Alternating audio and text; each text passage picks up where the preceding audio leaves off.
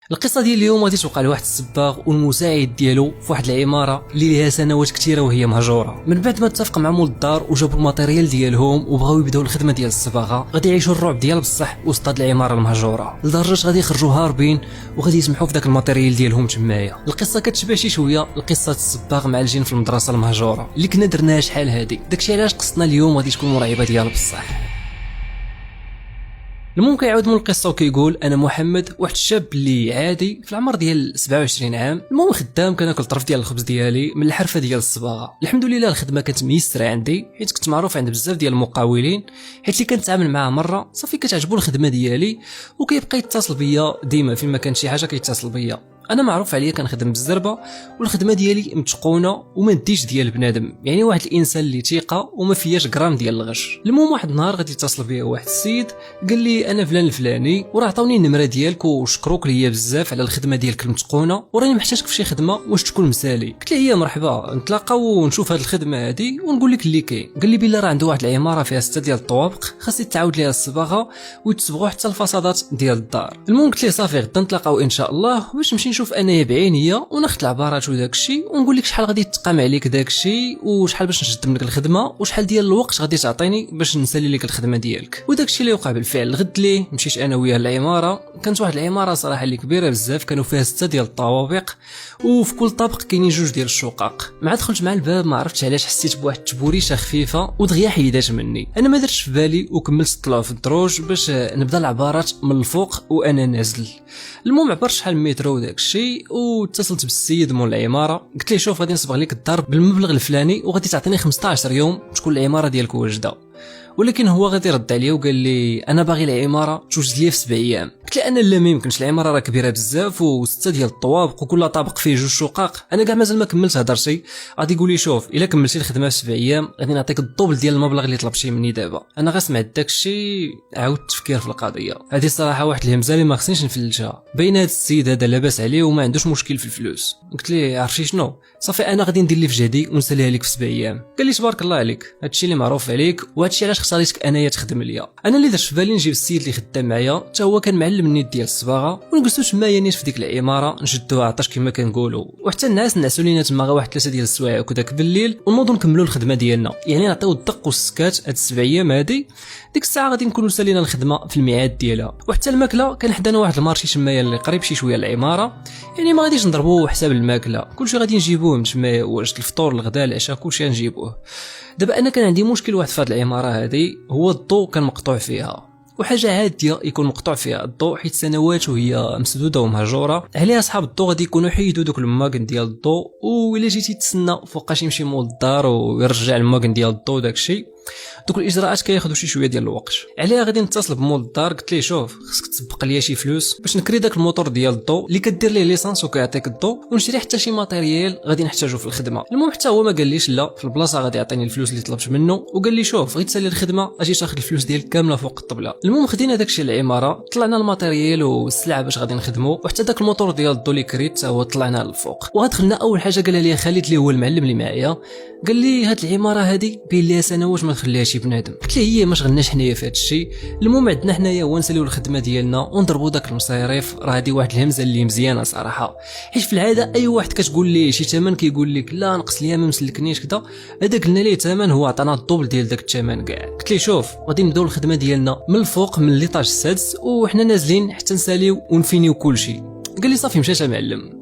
انا اول حاجه درتها هي طلعت داك الموتور ديال الضوء طلعته للسطح وحطيته تمايا، على حقاش فاش غادي نخدموه غادي يدير لينا الصداع، اللهم نبعدوه من نحطوه في السطح. المهم لصقت معاه واحد الخيط ديال الضوء اللي كان طويل وفيه واحد الراس ديال البوله النيت. كنا عوالين ديك البوله نحطوها وسط الدار وسط المراح ديال كل شقه خدامين فيها، وهي تزلع لنا الضوء تعطينا الضوء للبيوت والكوزينه وكاع الدار. ما غاديش يكون الضوء واصل مزيان ولكن المهم غادي يكون قاضي الغرض. المهم وكنا جبنا معنا حتى واحد الضويات ديال اليد باش نستعملوهم الا احتاجيناهم. المهم ديريكت بدينا في الخدمه، ما بغيناش نضيعوا الوقت وبقينا خدامين حتى تقريبا بدات كتغرب الشمس والظلام بدا يدخل علينا. الاذان ديال المغرب كان على حال قريب. قلت لخالد شوف سير طلع نتايا للسطح ديماري لنا داك الموتور ديال الضوء، راه الضوء ديال الشمس بدا تيمشي. غادي يطلع خالد للسطح حتى شي شويه غادي نسمع الصوت ديال الموتور غادي يديماري واللامبا شعلات.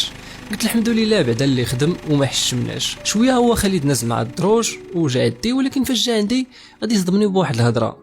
قال لي علاش ما قلتيليش بلي هاد العماره هادي فيها الناس ساكنينها؟ انا بقيت كنشوف فيهم مستغرب، قلت لي راه بعينيك شفتي كيفاش الدار مهجوره وبين بلا ما ساكن حتى شي واحد، وراهم قبيله وحنا خدامين ما كان حتى شي واحد وما بان لينا حتى شي واحد، وزيد الضوء اصلا راه مقطوع هنايا، كيفاش يقدر يعيش هنايا بنادم بلا ضوء؟ قال لي خالد انا دابا فاش طلعت للسطح غنفتح داك الباب ديال السطح لقيت قدامي واحد البنت تكون في العشرينيات من عمرها عاطيه بظهرها الباب ديال السطح وجالسه كتمشط في شعرها. انا غير شفتها استغربت شنو كدير هنايا في هذا السطح هذا والظلمه كطيح والعماره مهجوره ما ساكنها حد. المهم قلت ما نعرف لا تكون ساكنه هنايا ولا شي حاجه بحال هكذا وحنا ما عارفينش ما فخبرناش. بديت كندير داك الصوت ديال الكحه ديك زعما باش هي ترد ديال البال وتستر الشعر ديالها تغطي الشعر ديالها، ولكن هي ما تسوقات لياش. صافي قلت خليها، مشيت ديماريت انايا الموتور دغيا ونزلت مع الدروج. انا غنعاود ليا خالد هذا الشيء ما عرفتش ما نقول ليه، نخاف نقول ليه بلا مول الدار قال لي راه ما ساكن حد هنايا ويخافوا يخليني بوحدي. قلت ليه عرفتي شنو خالد هذه واقيلا بنت العساس ديال العماره ولا شي حاجه بحال هكذايا. كنطمئن فيه وصافي، واخا اصلا انا عارف بلا العماره راه ما عندهاش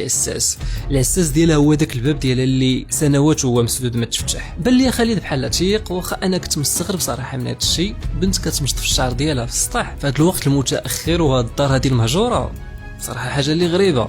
زعما يكون خالد غطلق عليا صراحه ما نعرف، ممكن. المهم كملنا الخدمه ديالنا حتى غادي توصل العشاء، اتنات العشاء صلينا الصلاه ديالنا، يلا غادي نرجعوا نكملوا الخدمه حتى غادي نبداو نسمعوا اصوات ديال الدراري صغار في السطح كيلعبوا، صوتهم كان واضح وما فيهش غرام ديال الشك. قال لي خالد واش كتسمع هادشي اللي كنسمع دابا؟ قلت له هي والله الا كنسمعهم، اش كيديروا دراري صغار هنايا في السطح في هاد الليل هذا وفي هاد الدار المهجوره؟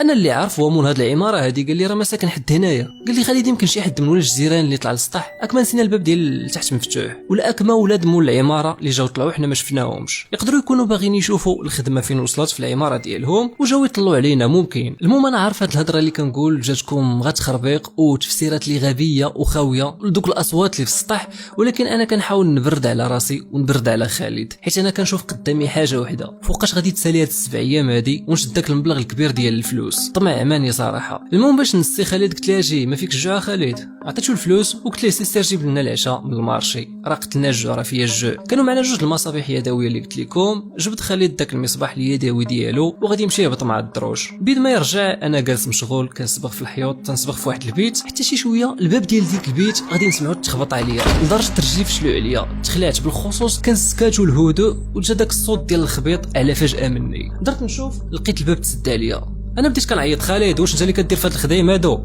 سير صاحبي جيب لنا العشاء راه حنا ميتين بالجوع. صافي انا لصقتها في خالد، واخا راه خالد راه في ديك الوقيته كان خارج العماره هو، وقال لي ما كانش خالد اللي يخبط الباب فراه غير البرد اللي غادي يكون خبطو. صافي رجعت نكمل الصباغه ديالي حتى شي شويه غادي نسمع الصوت ديال البواني ديال الباب كيتحل بشويه والباب غادي يتحل وغادي يدير داك الصوت ديال الحلال المرعب. هنا بديت كنحس صراحه بالخوف، البرد ما يقدرش يحل البواني ديال الباب. قبيله خالد شاف البنت في السطح ومورها سمعنا الصوت ديال الدراري كيلعبوا في السطح، دابا البواني ديال الباب كيتحل قدامي. شنو هادشي كيوقع هنايا؟ لا ما يمكنش، زعما تكون هاد العماره هادي لا ما عرفتش، محال. بديت كنقرا شي شويه ديال القران وانا مكمل الخدمه ديالي ديال الصباغه باش نهدي راسي، حتى هدات الدنيا شي شويه وحسيت بالامان. شويه غادي نبدا نسمع الصوت ديال شي دري صغير كيضحك، وداك الصوت ديال الضحك كيتعاود بحال تقول صدى ديال الصوت كان باين بلا جاي من شي بيت قريبه مني فهاد الشقه نيت اللي حنا خدامين فيها دابا، حيت كيف ما قلت لكم راه في كل طبخ كاينين جوج ديال الشقق مقابلين، البيبان ديالهم مقابلين والدرج هو اللي ديت من وسطهم وفارقهم. انا غير سمعت داك الشيء بدا كيدخلني الشك، زعما نكون غير كنتوهم. لا ما يمكنش، الصوت راه كان واضح في الودان ديالي وراه مازال دابا كنسمع داك الصوت ديال الضحكات. بديت كنشجع في راسي اكما يكون هذا الشيء ولد اللي مسكين تالف هنايا وسط العماره، ولكن يكون كان تالف غادي يبكي ماشي غادي يضحك. لا واقيلا غامول العماره اللي جاي يطلع على الخدمه ديالو وجاب معاه الوليدات ديالو وهما اللي كيلعبوا دابا. حتى زعما ديك القضيه ديال اكما شي واحد ساكن هنايا شي عائله ولا شي واحد راه مستحيل، حيت مول الدار قال لي بالفم ديالو راه الدار ما مسكوناش، راه ما فيها لا عساس لا والو. وانا البارح بالنهار فاش جيت لهنايا باش ناخذ العباراج راه درت العماره بيت ما كاين حتى شي واحد، ما فيها حتى شي واحد. تما بديت كنتوسوس انايا وجبت ديك الضوايه ديال اليد اللي معايا وبديت كنضوي في البيوت وكنقلب. وصلت للبيت الاولى كانت مظلمه صراحه، حيت راه واخا شاعلين ديك البوله ديك اللامبه ما كانتش مضويه على الشقه كامله. يلا نفرقها شي شويه ديال الضو هنايا وشي شويه لهي وصافي. بديت كنقلب في ديك البيت ولكن والو، ما كاين حتى شي حد. شي شويه غادي نسمع الصوت ديال نفس ديك الضحكه جاي من واحد البيت اخرى اللي كانت في الجهه الاخرى من الشقه. متاكد الصوت جاي من هذا البيت هادي. قررت نمشي نشوف شكون اللي كاين تمايا، وانا غادي عقلي بدا كيفكر والخطوات ديالي بداو كيتقالوا، بحال وليت متردد وخايف لا نضوي تمايا ونلقى شي حاجه اللي ما نستحملش نشوفها. وقع لي واحد الفلاش باك بالزربه في دماغي، ديك التبوريشه اللي حسيت بها اول مره دخلت لهنايا، والبنت اللي شاف خالد كتمشط الشعر ديالها في السطح. تما قررت ما نكملش لديك البيت. ما نكذبش عليكم، خفت ومن حقي نخاف على راسي وانا بوحدي في عماره مهجوره مكونه من 6 ديال الطوب وليها سنوات ما دخل ليها شي بنادم. مشيت تحت ديك اللامبه وجلست تحتها وانا خايف، وجلست كنتسنى في خالد الليله اكثر من الساعه وباقي ما رجع. حتى شي شويه غادي نبدا نسمع صوت ديال الخطوات طالعين في الدروج. بصراحه كنت خايف وكنتمنى من الله يكون خالد، ما تكونش شي حاجه اللي تزيد ترعبني اكثر ما انايا ميت بالخوف. دابا حتى شي شويه غادي يدخل عليا خالد، شافني وعرف بلا شي حاجه ما هياش. قال لي محمد على بالي غادي يجي نلقاك كتصبغ وساليتي الصباغه ديال ديك البيت وانت جالس لي هنايا، شنو كدير؟ قال لي مالك واش بيك شي حاجه؟ قلت له لا لا لا والو خالد، راه ما كاين والو، غير الجوع وصافي، رانا نتعشاو باش نوضوا نكملوا الخدمه ديالنا. ما تستغربوش مني باغي نكمل الخدمه واخا سمعت وشفت هادشي كامل، ولكن راه الطمع مالي عينيا. المهم تعشينا مزيان وضنا نكملوا الخدمه ديالنا، وانا ما عارفش بلي هادشي كامل اللي وقع دابا كان غير تسخينات وصافي. باقي ما بدينا الرعب ديال بصح، بحال تقول هادشي كامل كان غير تحذيرات منهم. بقينا خدامين حتى لديك 11 ساعه الليله كداك. شي شويه الموتور غادي يسكت والضو غادي يطفى علينا. قلت لخالد واقيلا راه المازوت سالا من الريزيرفوار ديال الموتور، سير طلع عمر ليه الريزيرفوار وعاود ديماري. المهم طلع خالد ومع داك المصباح اليدوي ديالو، ما كملتش الثواني باش طلع حتى غادي نبدا نسمع الصوت ديال الغوات ديالو كيغوت وكيستنجد بيا. انا غسمعت داكشي، لحت الرولو ديال الصباغه من يدي وطلعت كنجري لعندو. لقيتو طايح للارض بحال هكذايا ومخلوع، وعيني فيكس في واحد البيت في السطح. ما عرفتش ديك البيت واش كانت ديال الصابون ولا ديال الخزين. المهم واحد البيت اللي كانت في السطح وما عندهاش الباب. خالد طايح الارض وكيترعد وكيشير لي لجهه ديك البيت. كنقول لي خالد مالك، شنو مالك، خلعتيني عليك، شنو كاين، شنو واقع لك؟ السيد مكسر ديك الصدمه ديالو ما قادر ينطق بوالو. انا دورت داك المصباح ديالي في الاتجاه ديال ديك البيت ولكن ما كاين والو، خاويه. بديت كنقرب من ديك البيت، دخلت كنضويه كدايا وكدايا داخل البيت خاويه ما فيها حتى شي حاجه. درت عنده قلت لي خالد راه ما كاين حتى شي حد هنايا، ما كاين حتى شي حاجه هنايا، مالك؟ المهم عمرت انايا الموتور وديماريتو ونزلت خالد معايا للشقه لتحت. دخلنا وسدينا علينا الباب ديال ديك الشقه وتما عاد بدا كيهضر. قال لي واش عقلتي على البنت اللي قلت لك قبيله شفتها كتمشط في الشعر ديالها؟ قلت لي هي عقلت مالها. قال لي والله الا عاوتاني فاش طلعت هاد المره هادي شفتها وبنفس الوضعيه باقا كتمشط في الشعر ديالها. انا دخلني الفضول والوسواس شكون هادي وعلاش من قبيله وهي جالسه كتمشط في الشعر ديالها، زعما باقا ما سالاتش. حاولت نشارك معها الهضره ودخلت هاد الدخله هادي، قلت لها لبسي الحجاب ديالك راه غادي نديماري دابا الموتور. ولكن هي ما تسوقات ليش كيما قبيله، ولكن كنت انايا مصير تهضر معايا ونعرف شكون هي هادي. قلت لها البنت هي واش كتسمعيني البنت هي، وتما غادي تدور عندي بالوجه ديالها، ويا ليتها ما دارتش عندي وما هضرتش معاها من الاساس. وجهها كان مشوه بزاف ومرعب ديال بصح. غير شفت داكشي انا بديت كنغوت وهي تنوض ودخلت لديك البيت اللي في السطح، ديك البيت اللي ما عندهاش الباب. قلت لي خالد راه الدار مهجوره، راه ما فيها حتى شي واحد، وراك شفتيني فاش طلعت دخلت للبيت وبديت كنقلب بالضوايه ديالي وما لقيت والو. انا كنبرد عليه واخا انا متاكد بلا راه بصح هاد العماره هادي فيها شي حاجه، ولكن داك المبلغ ديال الفلوس ما نقدرش نسمح فيه. رجعنا عاوتاني للخدمه وانا كنحاول نهضر معاه ونضحكوا باش ننساو داكشي اللي شفناه. حتى لواحد شويه عاوتاني الباب ديال ديك البيت اللي خدامين فيها بحال قبيله غادي تخبط علينا بالجهد. قلت خالد لا ما تخاف من والو، ما دير في بالك والو، راه غير البرداده اللي خبطوا، راه قبيله تخبط عليا حتى انايا. بديت كنسمي بالله وكنقرا بالقران.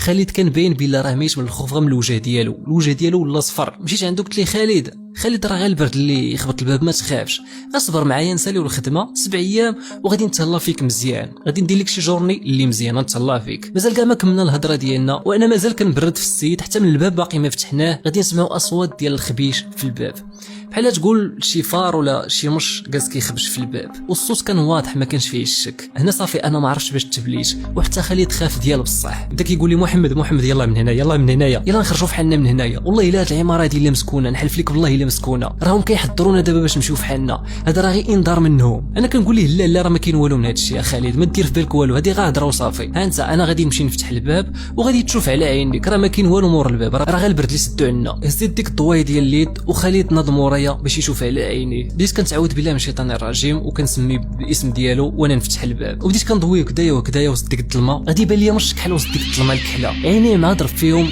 الضو ديال داك المصباح غادي يبداو يبريو، عيني اللي صفرين واللي كيخلعوا تخلعوا ديال بصح. خالد مورايا غا شافو تخلع وبدا شاد فيا. انا بديت كنقرا وكنتعوذ بالله من الشيطان الرجيم باش الا كانت شي حاجه مسيفه في الصوره ديال المرش تمشي تبعد منا تحيد عنا من هنايا. كنقول ليه تصب سير فحالك حيد عنا من هنايا، اعوذ بالله من الشيطان الرجيم حيد عنا من هنايا. تما غادي يتحرك وغادي يهرب، ولكن ما هربش وطلع مع الدروج. غادي يدخل عندنا يا للشوقه. دخل وانا كنضوي عليه حتى غادي يدخل الكوزينه. قلت له خالد راه غنمشي عادي هذا خالد، راه غيكون هبط من السطح ولا دخل مشي يترجم ولا شي حاجه بحال هكذايا. قلت له ما تكونش خواف لهاد الدرجه ديال خالد اصاحبي. قلت له شوف يلا نمشيو نخرجوه علينا من هنايا وسدوا علينا الباب ديال الشوقه باش ما يعاودش يدخل علينا لهنايا ويبرزطنا ونكملوا خدمتنا عادي. مشينا للكوزينه ولكن المش ما كاين ليش كاع الاثار. علاش تقول صرطاتو الارض؟ كنقلبوا تحت البوطاجي فوق البوطاجي ما كاينش كاع المش، ما كاين ليش الاثار بحال ما دخلش لهنايا. بديت كنشوف خالد وخالد كيشوف فيا شنو هادشي كيوقع هنايا. قلت لخالد راك عارف المشوشي يقدر يكون خرج من السرجم ولا دخل في شي قنت ولا هرب من شي قنت، خلينا نسدوا علينا الباب ديال الشوقه ونكملوا الخدمه ديالنا. ما عندك مناش تخاف اخويا خالد، انا راني مايت بالخوف كثر منه ولكن خاصني نشدو معايا باي ثمن، ما نقدرش نخليه يمشي. مشيت لجهه الباب باش نسدو، يلا وصلت قدام الباب حتى غادي نلقى قدامي مراه كانت شارفه ومعها واحد الولد صغير. كانوا قصارين بزاف ولا اقزام ولا ما عرفتش الوصف الدقيق اللي غادي نعطيكم. يلا باغي نسد عليهم الباب حتى غادي الدور عندي ديك المراه الشارفه، ويا ليتها ما دارتش عندي. الوجه ديالها كان كيخلع ديال بصح كان مشوه ما عندي ما نوصف لكم فيه. سديت الباب بالزربه والحمد لله اللي خالد ما كانش ورايا، اما كون شاف هذا الشيء كون سخف ليا تما ولا غادي يهرب ويخليني تمايا. المهم مشيت عنده لديك البيت وقلت ليه غصبر معايا يصبح الحال ونخويو حنا من هنايا. بصح هاد العماره هادي راه فيها شي حاجه ما هياش، بالخصوص من بعد ما شفت الوجه ديال هاد المراه الشارفه هادي حتى انا بغيت نخوي من تمايا صافي. ما كنتش باغي نقول لخالد على الشيء اللي شفتو قدام الباب اللي يهرب ويخليني. ما كملاتش لحظات وانا معاه في ديك البيت وسادين علينا الباب ديال ديك البيت حتى غادي نسمعوا نفس الصوت ديال داك الدري اللي كان كيضحك قبيله والصدى ديال الصوت كيتعاود. سمعنا الصوت ديالو وهو كيلعب وكيضحك مباشره مور الباب. قال لي خالد راه قلت لك هاد العماره هادي مسكونه بالجين، علاش ما كتسمع ليش محمد؟ علاش ما كتسمع ليش؟ راه خصنا نهربوا من هنايا. المشكله راه واخا نبغيو نهربوا من هنايا راه ما نقدرش نسمح انايا في الماتيريال اللي هنايا، وزيد كاع راه حنايا ما قادرينش كاع نخرجوا غير من هاد البيت هادي اللي حنا فيها. علم الله شنو غادي نلقاو في الدروج اللي خصنا نهبطوا 6 ايطاج فين كون فين الباب ديال الخروج. بديت انا كنتعوذ بالله من الشيطان الرجيم وكنستعذ بالاسم ديالو. خالد ما عرف يقرا الفاتحه صافي الكلمات تلفوا ليه وما بقى عارف ما يقول، غير تيتفتف. حتى شويه شويه الصوت ديال داك الدري اللي كان كيلعب وكيضحك بدا كيهدا حتى دقه واحده غادي يحبس كلشي وغادي يرجع داك الهدوء اللي ما كيدخلش للخاطر. قال لي خالد عافاك يلا نهربوا من هنايا، يلا نهربوا ولا نتاذى والله يستر. قلت لي راه ما نقدرش اني نسمح في الماتيريال، ما نقدرش اني نسمح في الموتور اللي الفوق، راه غا كاريه راه ماشي ديالي. قال لي خالد يلا نطلعوا للفوق ونهزوا داك الموتور ونهربوا من تمايا نهبطوا نيشان لديورنا. تما صافي حتى انايا بديت كنفكر الفلوس راه كيمشيو وكيجيو، الله يستر لو وقعت لنا شي حاجه هنايا راه ما غاديش يعوضوها الفلوس لا تادينا. قلت لي شوف يلا نمشيو نهزوا داك الموتور من الفوق ونمشيو نحيدوا عنا من هنايا. طلعنا للسطح مشينا عند الموتور وبديت انايا كنفك في دوك السلوكه ديالو. شي شويه قال لي خالد راني تزير راه خصني نمشي للطواليط، واقيلا تزير بالخلعه ولا ما عرفتش مالو. قلت لي خالد واش وقت هادي يا خالد؟ قلت لي سير شوف لك شي قنت تمايا قضي حاجتك بالزربه على ما انا نفك الخيوطه ديال الموتور. شويه غادي نسمع شي تخرخيش جاي ديك البيت اللي في السطح، ديك البيت اللي ما عندهاش الباب. انا زيد داك المصباح ديالي جاي ديك البيت باش نشوف وغادي يبان لي واحد الكحل ولكن اختفى بواحد السرعه اللي كبيره داز بالزربه. هبطت المصباح ديالي باش نكمل الفكان ديال دوك الخيوط اللي في الموتور بالزربه باش نهربوا من هنايا. شي شويه خالد غادي يجي لعندي. خالد هز المصباح ديالو جي ديك البيت ضربوا في ديك البيت اللي في السطح، وهاد المره هادي غادي نشوفوا بجوجنا نفس ديك البنت اللي كان كيعاود لي عليها خالد وما تيقشوش في الاول، وبنفس الوضعيه اللي عاود لي عليها، بنفس الوضعيه ديال المشيط جالسه كتمشط في الشعر ديالها. من الخوف ديالنا انا صافي سمحت في داك الموتور وغاديين كنتسابقوا في الدروج هربانين كنقزوا 3 4 ديال الدرجات دقه واحده. رجعنا نازلين كنجريو الضويات في يدينا وحنا مخلوعين حتى غادي يدوز من حدانا نفس داك الدري الصغير اللي كان مع ديك المراه الشارفه اللي شفتو قبيله قدام الباب. نزل حتى هو هابط الدروج وسابقنا وكنشوفوا فيه وضاربين فيه الضواو. حنا غا شفنا داكشي تخلعنا وما كملناش الهبيط ديال الدروج، دغيا دخلنا لديك الشقه اللي كنا كنصبغوا فيها وسدينا علينا الباب مزيان ودخلنا لواحد البيت وعاودنا سدينا الباب ديالها وبدينا غا كنتعوذوا بالله من الشيطان الرجيم وما فاهمين والو. شنو هاد العجب هذا كيوقع هنايا؟ شنو هاد الليله الكحله؟ شويه بدات كتهضر الامور وكيرجع داك السكات، ولكن خالد كان غادي يموت من الخوف وجهه ولا صفر وكاس كيترعد. انا كل شويه كنشوف الساعه ديالي وكنقول يا ربي غير يوصل الفجر ويطلع النهار، والله ما عمري نعاود نخدم بالليل. كدوز علينا كل دقيقه بنهار ومتوقعين نسمعوا ولا نشوفوا اي حاجه. دازت شي ساعه والصرف بحال هكذاك حتى لواحد اللحظه غادي نسمعوا واحد الضربه على الباب ديال ديك البيت بحال تقول شي حد داز شي حجره كبيره وشير بها على الباب.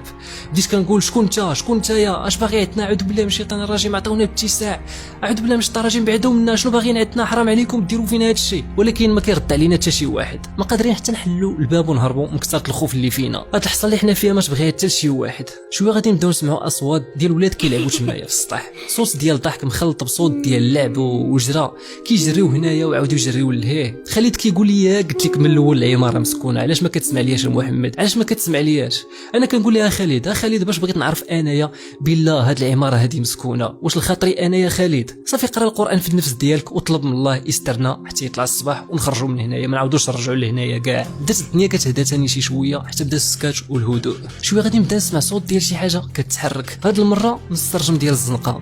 دورت الضوايه بشويه لجهه داك السرجم وغادي نشوف نفس داك الولد اللي سبقنا قبيله في الدروج كيشوف فيا وكيضحك. انا من الخوف دورت وجهي وما قدرتش نشوف فيه، كنستعد بلا ماشي طراجي ما قدرتش نشوف.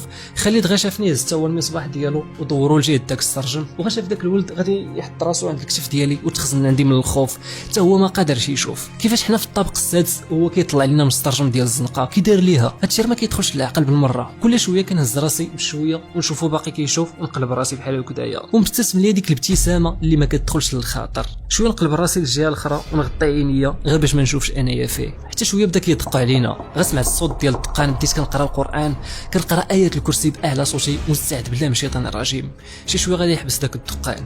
هزيت المصباح في داك السرجم وما لقيتوش. قلت الحمد لله يا ربي اللي مشى. بدينا كنتسناو وكل شي شويه كنشوف الساعه ديالي يوصل الصباح، وكل دقيقه كدوز علينا بنهار بعام. حتى شي شويه الباب ديال ديك البيت غادي يبدا يتحل، البواني ديال الباب غادي يبدا كيدور بشويه حتى غادي يتحل علينا الباب بشويه وحنا مصدومين جالسين كنتسناو شكون هذا اللي غادي يدخل علينا. حتى شي شويه غادي يبان لينا واحد الراجل اللي كبير في العمر، لحيته بيضه وشكله ديال بنادم عادي، تشوفو تقول بنادم هذا. دخل علينا وبدا كيشوف فينا وقال لنا بالحرف ما تعاودوش تجيو تضيقوا علينا، هاد الليله هادي ما غاديش تتاداو، هذا غا انذار ليكم. انا بديت كنقول لي والله ما نعاودوا نرجعوا لهنايا، غير خليونا نخرجوا في حالنا، حنا راه ما في خبرنا والو، راه ما عارفينش واش هاد العماره هادي مسكونه وليكم. انا كنقول لي هادشي وما عارفش واش هذا اللي وقف علينا بنادم ولا جن ولا شنو هاد العجب هذا. خالد مسكين غا خاشي الراس ديالو ورا الكتف ديالي وما قادر لا يهضر ولا يشوف. غادي يدور داك الراجل اللي دخل علينا وغادي يخرج مع الباب، ولكن فاش دار غادي نلاحظ عليه واحد الحاجه اللي كانت غريبه صراحه، ما كانوش عنده رجلين. هو تشوفو تقول بنادم ولكن بنادم بلا رجلين. تما عرفت بلي هذا جن مسيف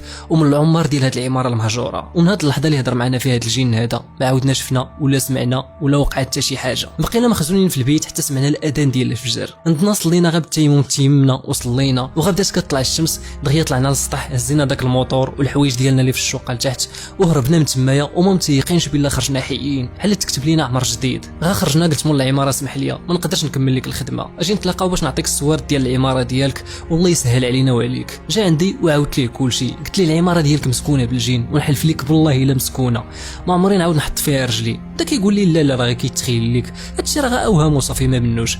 قلت لي والله واخا تعطيني المبلغ اللي قلتي لي في 20 ما نعاود نحط رجلي في ديك العماره. عطيتو الصور ديالو ومشيت في حالي. ومن داك النهار غادي نتاخذ جوج قرارات في حياتي، الخدمه بالليل لا واخا تكون الخدمه بالثمن اللي بغات تكون، واي دار بغيت نخدم فيها ضروري نسول عليها وعلى التاريخ ديالها عاد باش نبدا فيها الخدمه، باش الا كانت دار مهجوره ليها سنوات ما دخل ليها شي بنادم ما ندخل ليهاش، حيت هاد الليله اللي عشنا هي اطول ليله في الحياه ديالي وما عمري غادي ننساها حياتي كامله.